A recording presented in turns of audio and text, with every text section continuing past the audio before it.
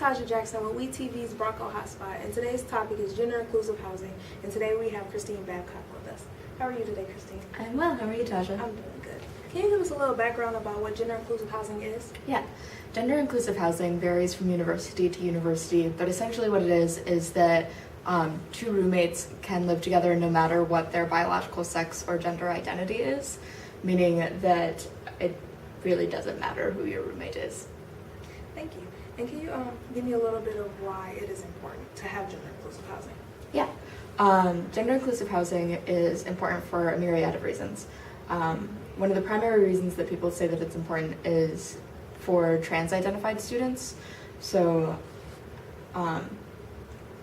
trans-identified students currently at Western Michigan University either live on their own or they end up living with someone who has the same biological sex as them but not gender identity, which is something that makes it so that they are pointed out and it's obvious that they don't fit in with what is happening on the rest of the floor, how everyone else is matched.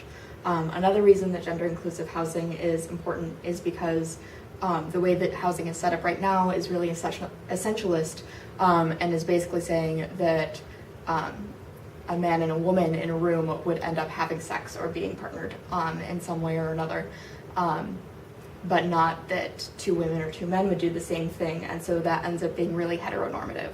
Gender-inclusive housing solves that problem by letting it not matter who's in the room. Thank you. And can you give me a little bit of overview about the progress that's being done on Western's campus? Yeah. So this gender-inclusive housing committee came out of the Student Advisory Council through the Office of LBGT Student Services.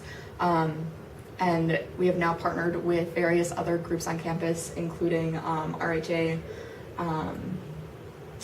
and WSA, because Molly Cahill is working on gender-inclusive housing studies through WSA. And so a group of people meets and talks about what research we need to do, how to get the news out to other folks at Western, and what progress can be made at the university and how we can get this incorporated here. The reason that it's important to do that is because in 2011, Western was ranked as one of the top 25 schools in the nation for LBGT equality. And this is one of the places where we're lacking, and we're lacking compared to other universities in Michigan, including Eastern Michigan University, Michigan State University, University of Michigan, Grand Valley State University, and Central. So we're really behind most of our other universities that are on the same level as us, and also who aren't quite as good as us in other areas. Is that rude? Yeah. Thank you. If people want to get involved, how could they do so? You can get involved by emailing us at lbgt-info@wmich.edu, or liking us on Facebook, and you'll see our petition coming across there in a few days here. Yeah.